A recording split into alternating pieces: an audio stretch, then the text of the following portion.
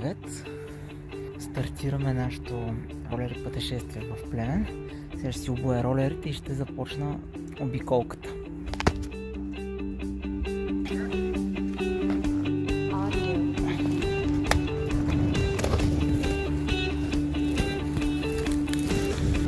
Малко по разбитите градски плочки.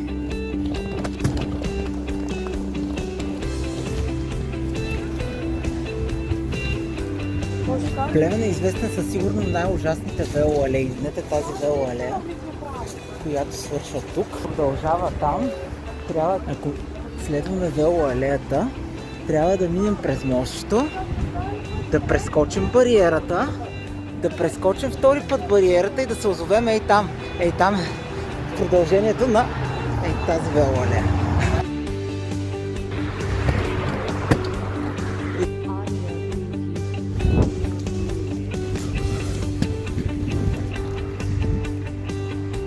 А ето тук виждаме ново произведение. Ако предположим, че трябва да си колоездач се движи с 30 км в час, минава и се забиваш пряко в пешеходците по зебрата, така че да е сигурно, че ще им почупиш нещо.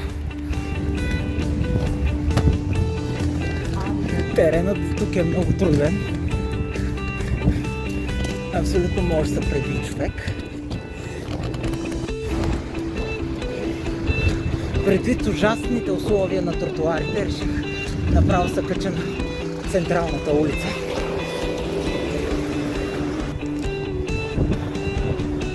Нещо историческо. Една стара църква.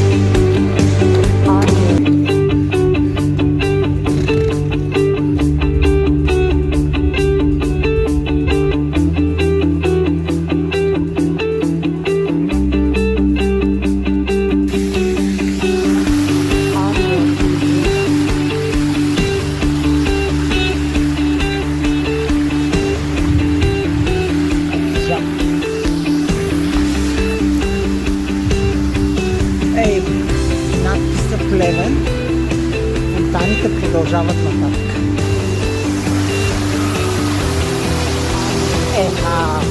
Направо се вика водно шоу. Това е тихна. Строк.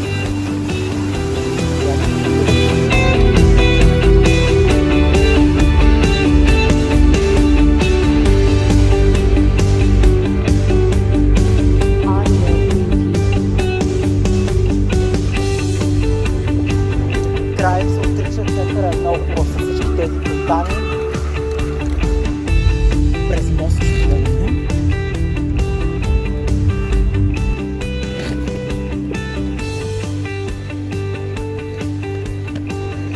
А пак там виждам далечината някаква рампа.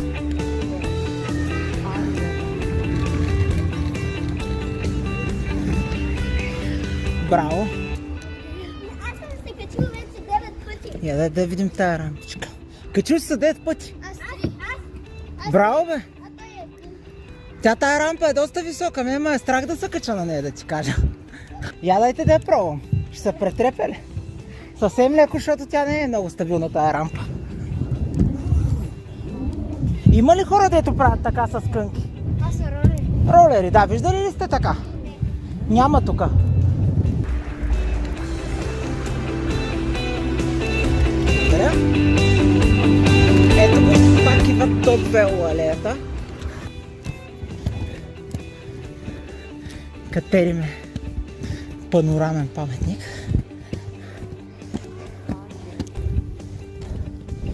Ето, че го качихме.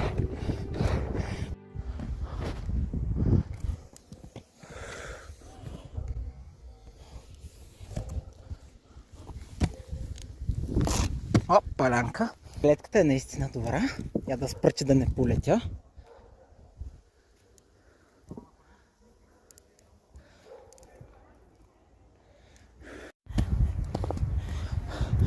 Продължаваме да катерим.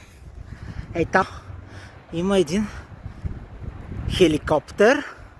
Ще вляза в парк Панорама, но не знам дали той няма да е павета. Дали ще става за каране. Сега ще видим. Ето го парка. Ще се преобуя. Разхождам се вече в парка.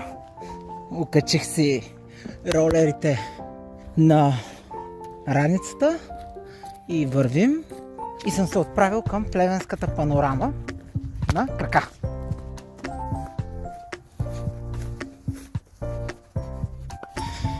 Ето, че стигнахме до Плевенската панорама. Няма как, стигнах до тук чак. Ще я посетя.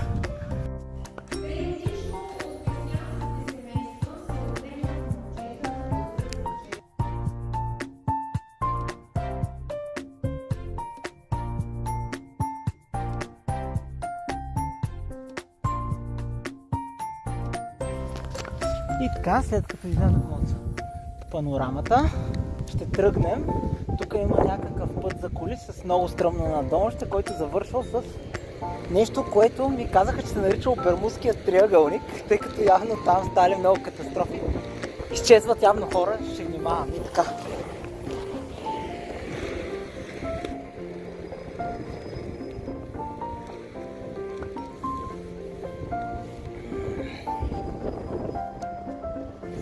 Опа! Тук има стълби. Интересно, ще ме спуснат пред Баира.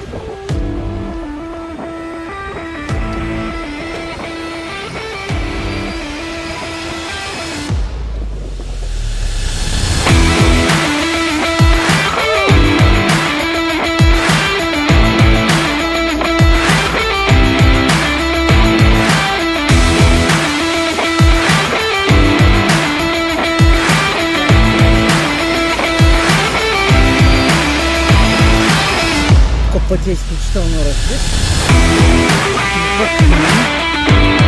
Самолет 420.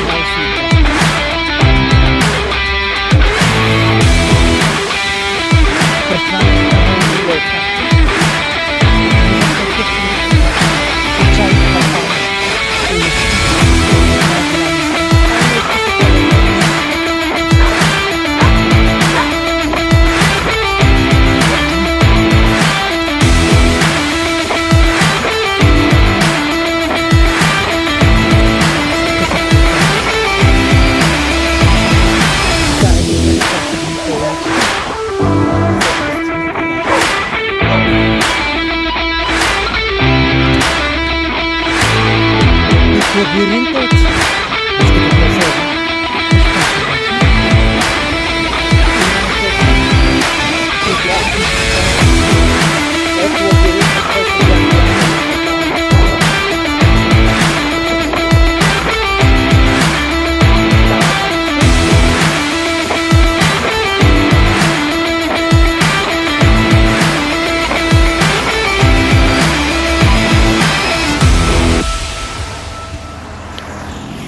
Търсейки парк Кайлака, стигнах до края на Плевен. Специален коловоз са направили вело. Такъв, ако леко излезеш от него с ролерите и направо да се пречукаш. Тук е много красиво. Усеща се есента. Паркът е изключително дълъг. Има една единствена алея, която за сметка това обаче е много дълга. Има и езерце. Ето и там е старата часовникова кула, която се сече от 19 век. Еха! Тук ще мина през всичките листа на света.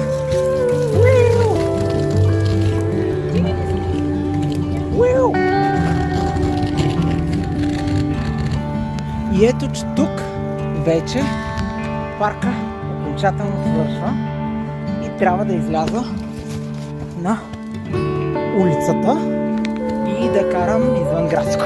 Ето, че си карам на скорост извън градско. Достигнахме първия язовир. Оп, оп, ще паднем в язовира. Я да видим каква е гледката.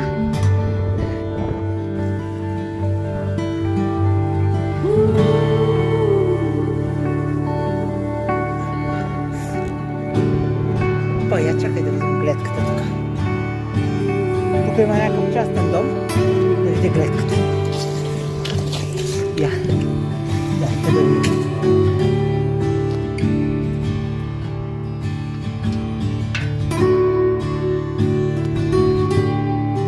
Ето го големия язовир.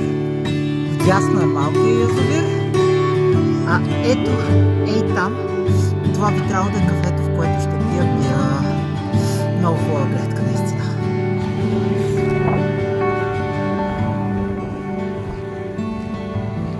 Ей, че хубава гледка.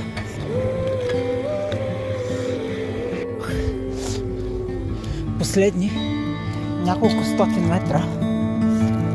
Това вече не е път. Тук ще се преобуя. Последни 200 метра. Взел съм си в ръчичка ролерите.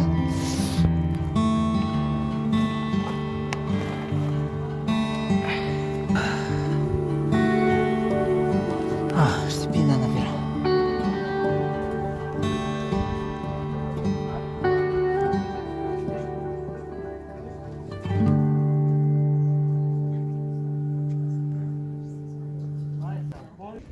Тръгвам вече наобратно. Google карти ми го дават 10 км, че имам да се връщам. Ще е предимно надолу нещата. Малко ще хвърчим. Нарушаваме абсолютно правилата за движение по пътищата.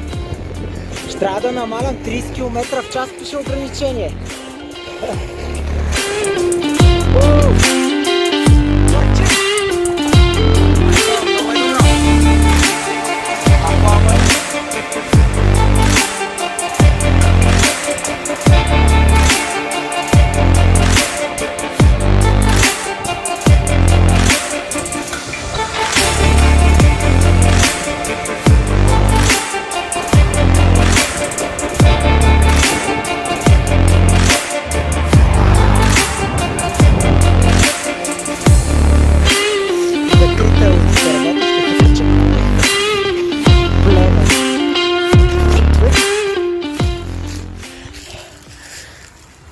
Ще направя едно селфи, че съм се снимал тук 5 км по-късно.